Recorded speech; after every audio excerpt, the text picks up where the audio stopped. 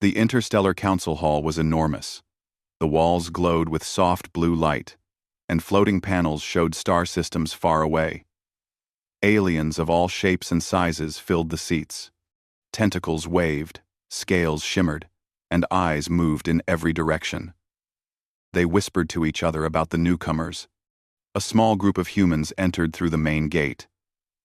They walked slowly, confidently, though some aliens looked at them as if they were monsters. Captain Ryan Cole led the group. His uniform was simple, dark, and neat. Next to him was Lieutenant Megan Brooks. Her steps were quiet but fast, and her eyes took in every detail. Dr. Alex Carter followed, holding a small medical kit. Aliens whispered behind their hands. "Deathworlders," one of them hissed. "They cannot survive in our worlds without destroying them first." Another said, "They are dangerous. They may not control their own strength." Ryan kept his face calm. He did not look angry or frightened. Humans had grown up on Earth, a world far harder than most planets in the galaxy. Earth's gravity was strong, the weather was cruel, and every ecosystem had predators that could kill humans if they were careless. Humans learned to endure pain and danger from childhood. To aliens, this calmness looked strange. Ambassador Lether of the Solari watched them with wide eyes. The Solari were a peaceful race. Their bodies were fragile, and even a small accident could kill them. Lether had seen humans before in holograms, but seeing them in person made him nervous. "How can creatures like these survive?" he whispered to his aide. The council session began. The main chamber hummed with voices and strange music-like sounds. Representatives from aquatic worlds, insectoid worlds, and gas giants all sat together. They discussed treaties, trade, and defense. Then, a representative from a fragile aquatic species spoke. Her voice was high and shaky. "They must not be trusted," she said. "Deathworlders are unpredictable. They come from a world full of poison, predators, and constant struggle. How can they hold power over advanced technology without destroying everything?" Ryan stepped forward. His voice was calm, even.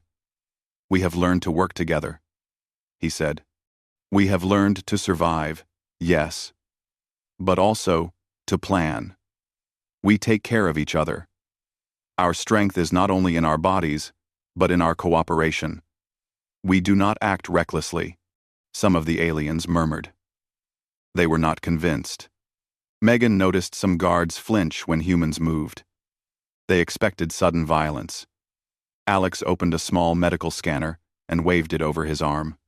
"Our bodies are strong," he said. "We recover fast. We can tolerate conditions that would hurt most species. That does not mean we are violent. It means we can endure danger." Quote, even Lethar leaned forward.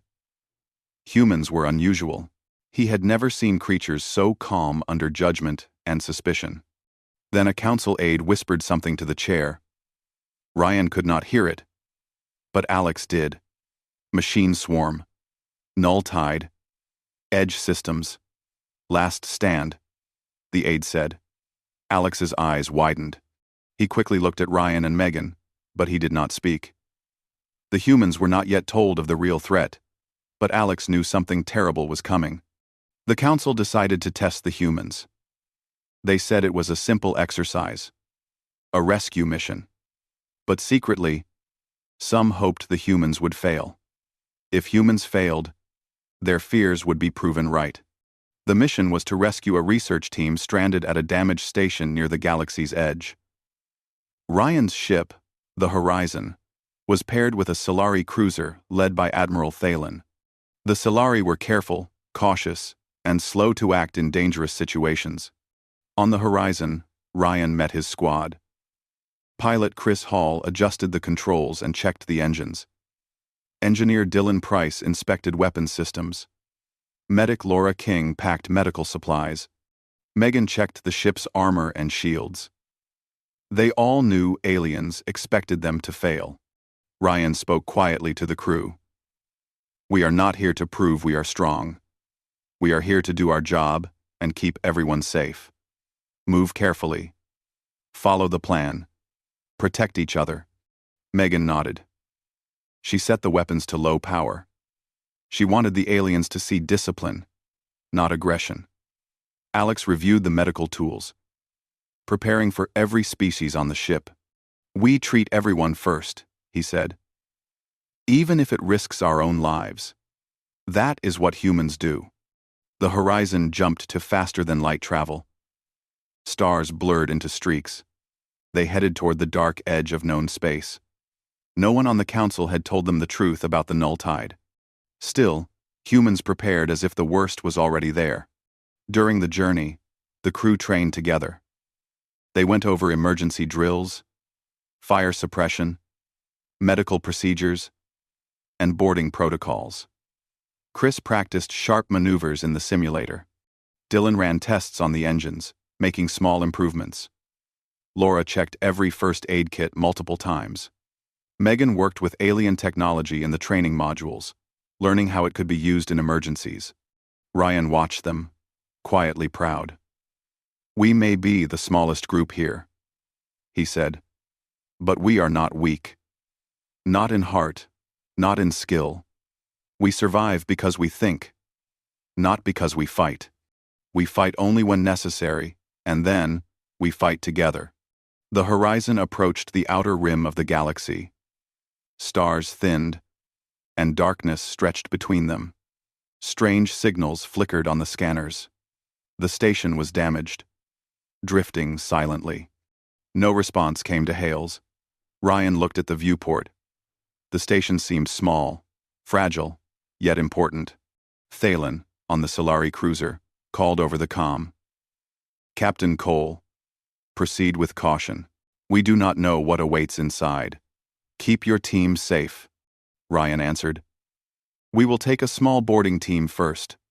If anyone can survive inside and guide us, we will find them. We do not leave anyone behind. Ryan answered, we will take a small. Megan prepared the shuttle. Alex packed the medical kit. Chris readied the engines. Dylan tested the magnetic clamps. Laura checked her supplies one last time. Ryan stepped into the shuttle last. He looked at his team.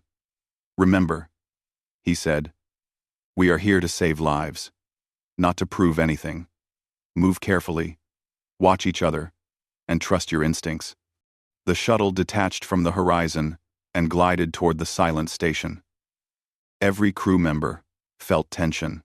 Outside, the darkness of space seemed endless, yet inside them burned the courage that had carried humans through Deathworlds for thousands of years. As they neared the station, the hull loomed large.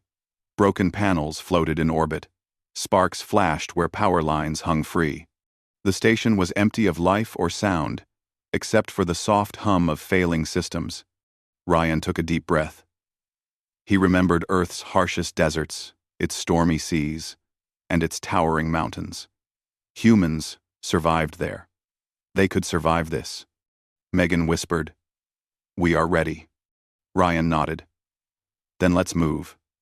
For the crew inside, and for those who cannot fight for themselves. The shuttle docked. The airlock opened. Darkness greeted them. Danger waited, but so did courage. And humans, born on a death world, never ran from danger if others depended on them. This was the beginning. The humans did not yet know that the mission would test every limit of their bodies and minds. They did not know that the galaxy itself would soon look at them in shock. But they were ready. And that was all that mattered. The shuttle doors sealed behind the boarding team. Darkness filled the corridor. Broken lights flickered. But sparks fell from exposed wires, casting strange shadows on the walls. Ryan took the lead, his boots echoing on the metal floor. Megan and Alex followed closely.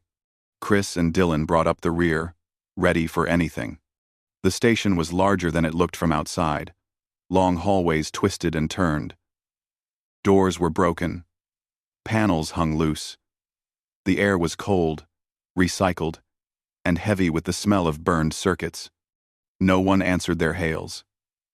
Not a single sound came from the living quarters. "This place looks worse than the scans showed," Megan whispered. Alex scanned the air for toxins and radiation.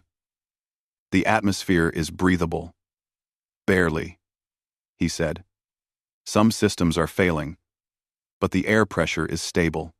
We need to move fast." They turned a corner and found their first sign of trouble. Black marks ran along the floor and walls.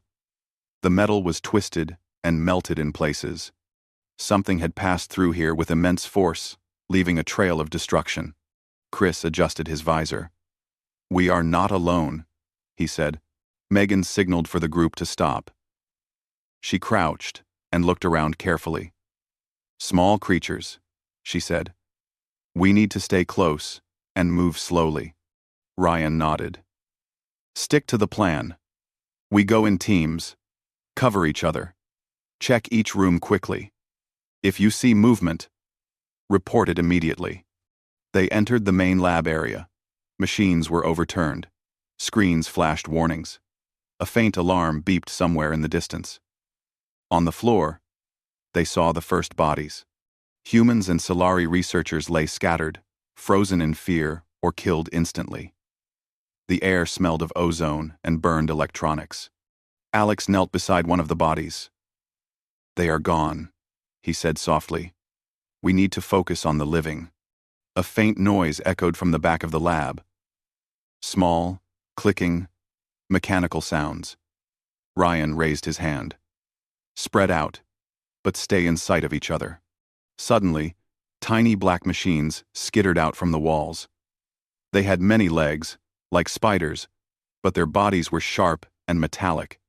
They moved quickly, attacking anything in their path. The Solari Marines accompanying them froze. They had never faced creatures like this before. One of them screamed and fired wildly.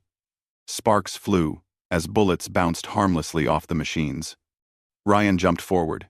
He blocked a swarm unit with his shield and pushed it back with a mechanical arm. Megan fired her weapon in a controlled burst, hitting one machine after another.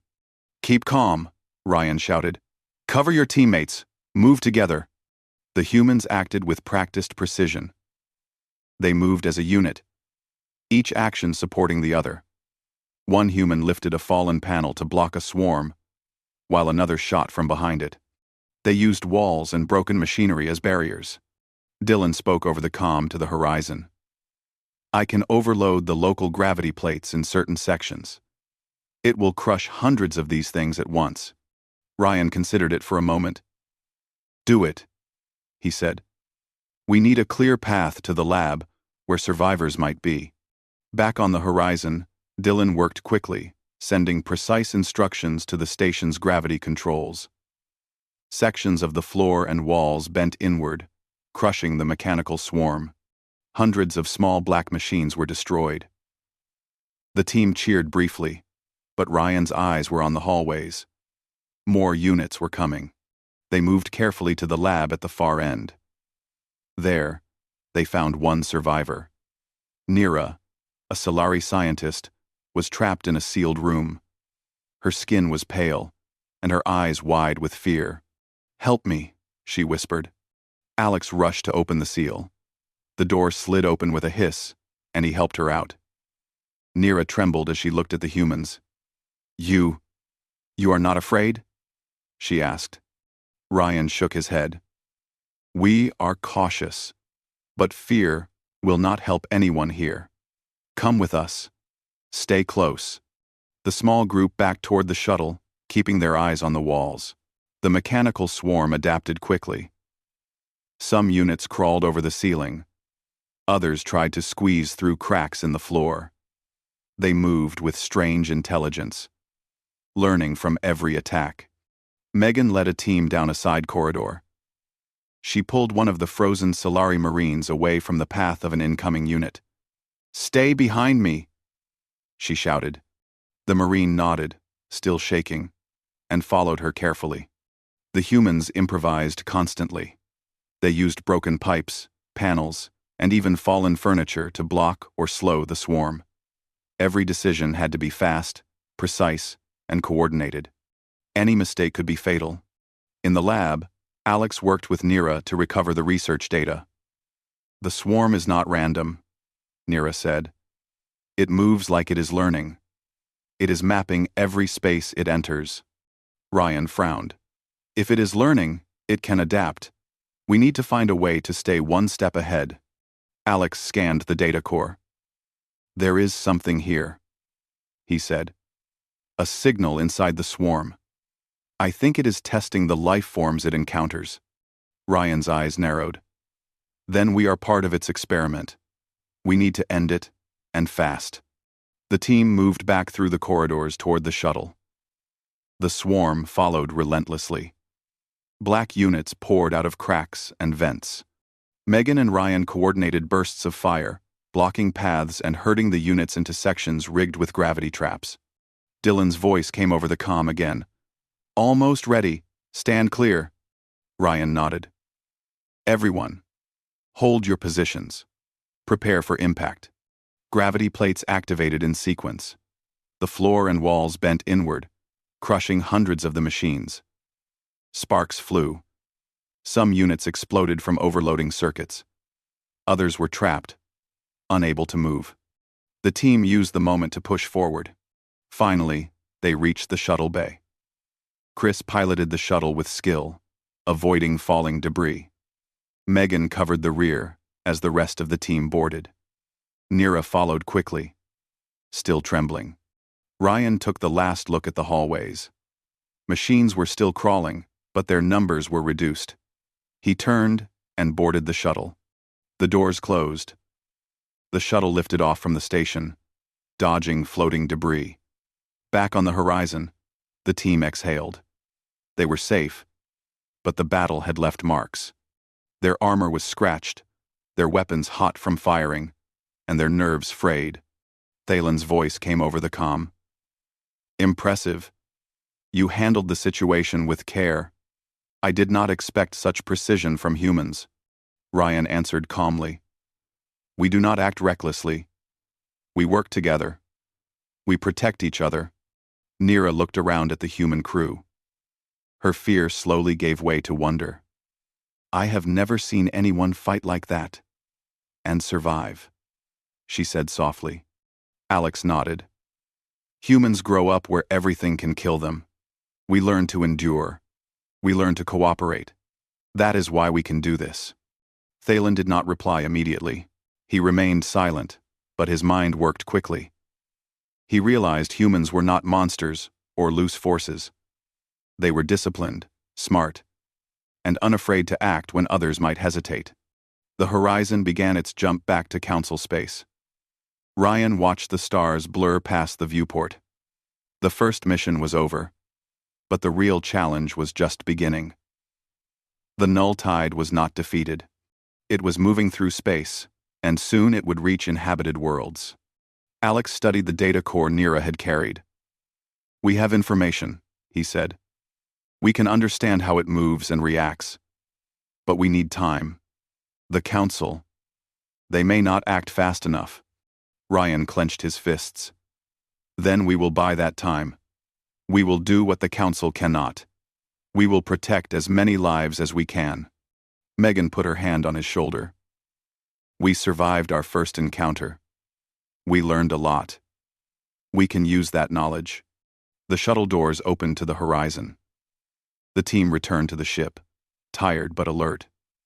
The crew cleaned weapons, repaired suits, and prepared medical stations.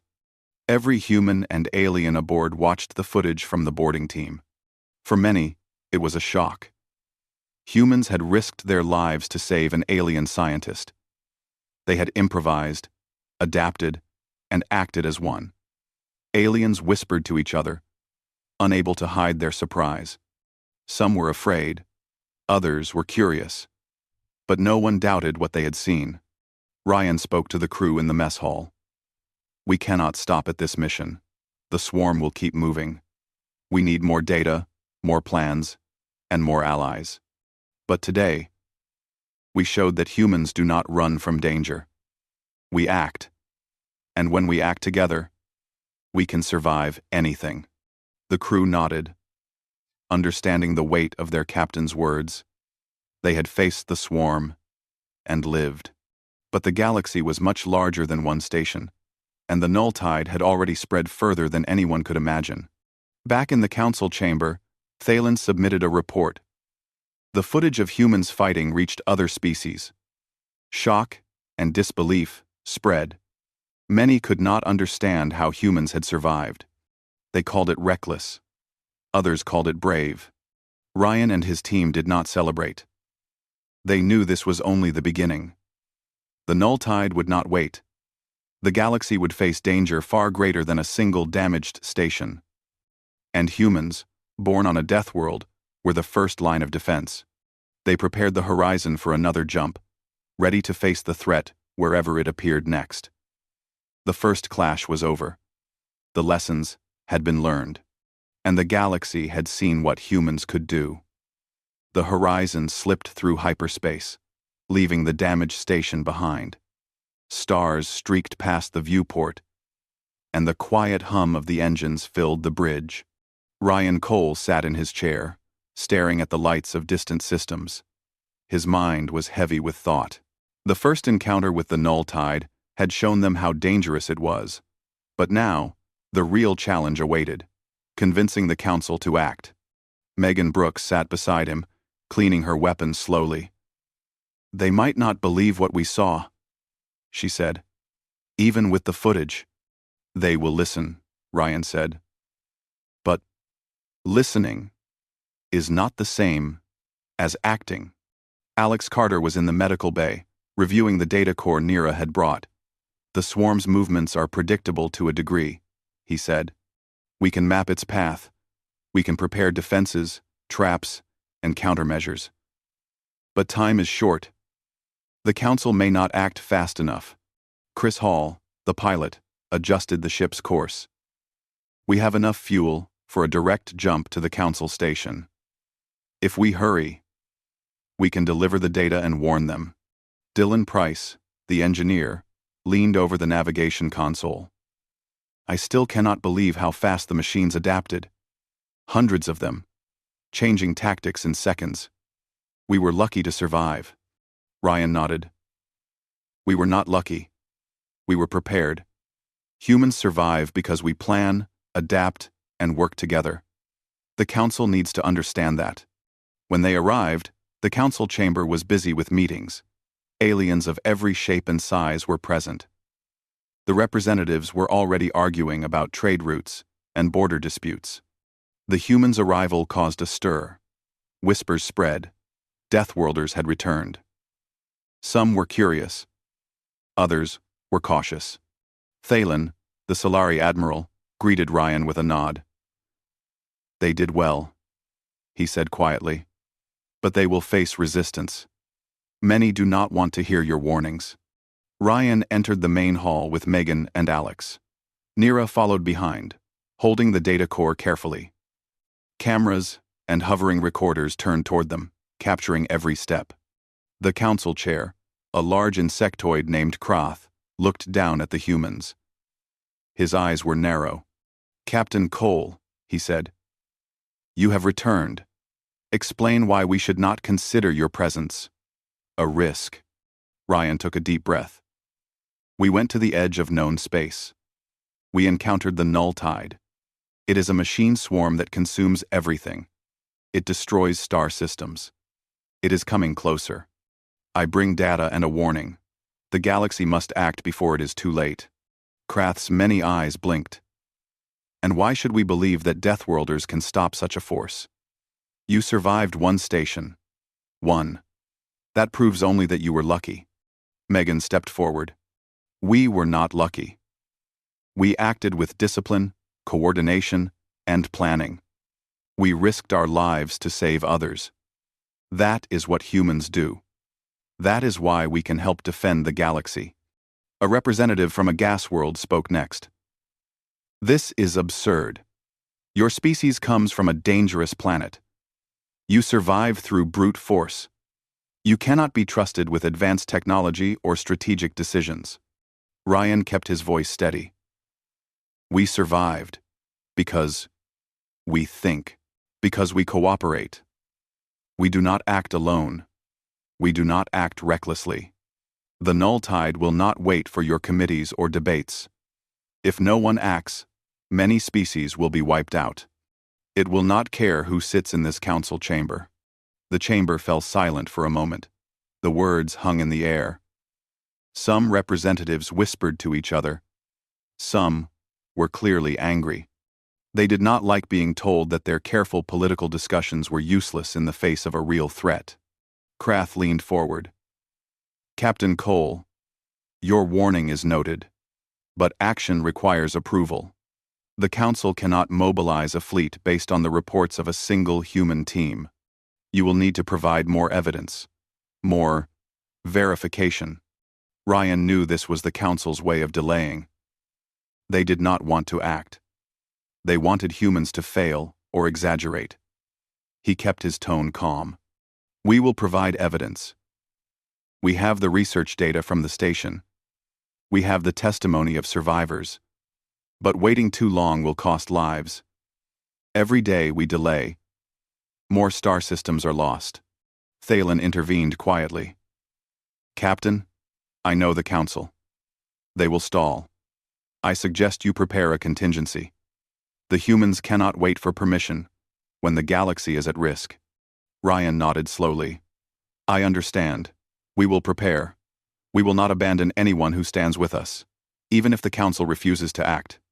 Later, in a private chamber, Thalen spoke with other admirals. Humans are not reckless monsters, he said. They fight with intelligence and courage. They protect others before themselves. If the Council will not act, perhaps we should follow them. Perhaps the humans can lead us where diplomacy cannot. Meanwhile, on the horizon, Megan and Alex reviewed the data core with Nira. This information is valuable, Megan said. We can predict where the null tide will go next. Nira's eyes widened. I have never seen anyone fight like those humans. They risked everything to save my life. And mine was only one life. They could have left me, but they did not. Alex nodded. Humans have a strange kind of courage.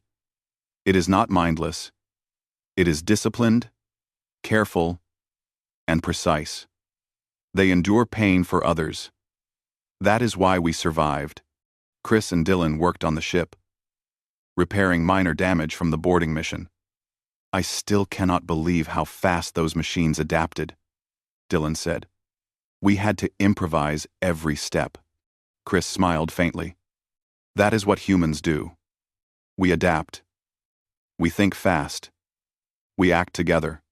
Back at the Council, Ryan made a decision. Waiting for the Council to approve action would be deadly. He recorded a message. Simple, clear, without emotion or exaggeration. To all species of the galaxy, he said, looking directly into the camera. We are at the edge of known space. The null tide is moving toward inhabited systems. We have studied its behavior. It is intelligent enough to adapt, but it can be predicted. Humans will form a volunteer defense line to buy time for all species. Any crew, any ship, willing to fight, is welcome. We do not ask for command. We only ask for those who will stand with us. Time is short. We act now.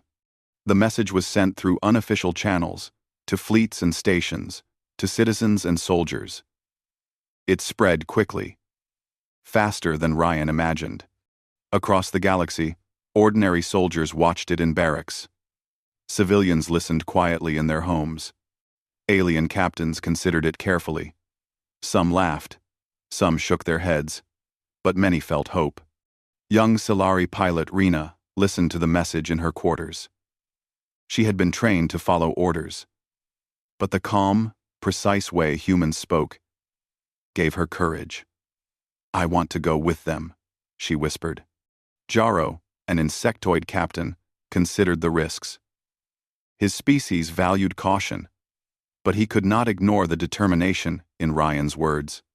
If humans can survive this, then maybe we can stand with them, he said, quietly, to his second officer. Thalen returned to the horizon. "The Council will not act officially," he said, "but many of us can choose. I will stand with you. Not because I trust humans blindly, but because I trust their actions more than words." Ryan nodded. "Then, we do not wait. We prepare a fleet of volunteers. We fortify positions. We learn everything we can about the Nulltide. Every day counts." Nira and her team began working with Alex in the lab. "We can use the data to build traps," she said. "If we know its path and behavior, we can create zones that will slow it down." Megan organized drills with the volunteers who had already arrived. Humans worked alongside aliens, showing them how to coordinate movements, how to cover each other, and how to improvise when plans failed. Every day, more ships joined. Some came from species that had doubted humans before. Others came quietly, without orders. They did not need permission. They wanted to fight, to stand against the swarm. Ryan observed quietly. He knew the real battle was not yet here, but he also knew that courage and unity could be stronger than fear. And humans, born on a death world, had learned that long ago. As the horizon prepared to leave the council space, Ryan made one final decision. We will not wait for approval. We act. We protect those who stand with us. And we will face the Nulltide wherever it appears next. The galaxy may doubt us. It may fear us. But we will show them what humans can do. The mixed fleet of humans and volunteers began to gather near the horizon.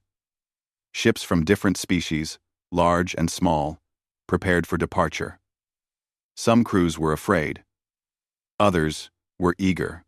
But all were ready to fight. Ryan looked at the stars beyond the viewport. The darkness of space stretched endlessly. Somewhere out there, the Nulltide was moving, consuming, destroying. The first clash had shown them what it could do. The next battles would test every limit of their skill, endurance, and courage. But humans did not run from danger. They faced it. They survived it. And they protected others while doing so. That was what the galaxy had to learn. That was why the Deathworlders would become the first true line of defense. Megan placed her hand on Ryan's shoulder. "We are ready," she said. Ryan nodded. "Yes, we are ready. And we will not fail." The horizon jumped into hyperspace once again, carrying hope, courage, and determination. The Council had refused to act. But the humans would not wait. The first steps of a volunteer fleet were taken, and soon, the galaxy would see the full strength of Deathworlders.